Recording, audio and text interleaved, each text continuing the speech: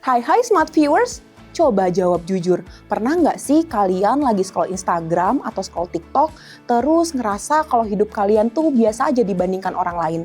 Kalau buka Instastory, ngelihatnya temen lagi liburan, temen yang keterima internship di global company, temen yang lulus 3,5 tahun, terus move ke TikTok isinya orang lagi pedal, orang lagi pilates, orang lagi yoga, atau bikin a day in my life tapi kayaknya hidupnya fine-fine aja.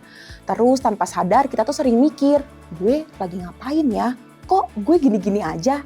Nah, perasaan kayak gini sering disebut FOMO, Fear of Missing Out. Tapi sebenarnya kita takut ketinggalan atau kita lagi dibikin takut ketinggalan? Nah, hari ini kita bakal bongkar fenomena ini pakai ilmu komunikasi bersama saya, Asti Septina di Ekspresi. Sekarang gini, hal apa yang pertama kali kalian pegang dan hal apa yang pertama kali kalian lihat setelah bangun tidur? HP dan kehidupan orang lain gak sih? Padahal dulu sebelum ada sosial media, kita kalau bangun tidur tuh mikirnya, hari ini mau makan apa ya? Hari ini mau ngapain ya? Tapi itu semua berubah jadi orang lain lagi ngapain ya? Kok dia bisa sih happy-happy terus? Nah, ini bisa dijelasin lewat uses and gratification theory. Teori ini menjelaskan orang menggunakan media untuk memenuhi kebutuhan mereka. Misalnya, cari hiburan, cari informasi, cari koneksi, atau cari validasi. Tapi masalahnya sekarang media sosial tuh bukan cuma memenuhi kebutuhan kita, dia juga menciptakan kebutuhan baru.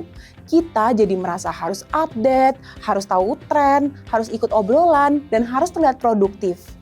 Padahal mungkin sebenarnya kita lagi capek, lagi butuh istirahat, atau lagi bingung hidup mau dibawa kemana.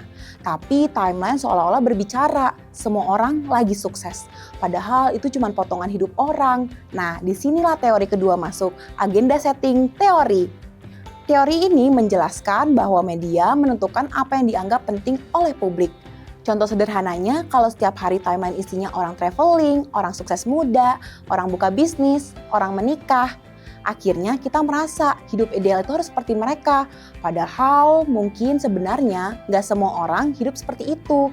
Cuma yang tampil di media sosial itu yang paling menarik. Dan jangan lupa, algoritma media sosial bekerja dengan satu tujuan, yaitu bikin kita terus nonton atau terus nge-scroll. Karena semakin lama kita scroll, semakin banyak iklan yang dapat dihasilkan. Artinya perasaan FOMO kita itu bukan cuma dari diri kita pribadi, itu juga hasil dari cara platform digital bekerja. Jadi tanpa sadar kita membandingkan proses hidup kita dengan highlight kehidupan orang lain. Dan itu bikin stres.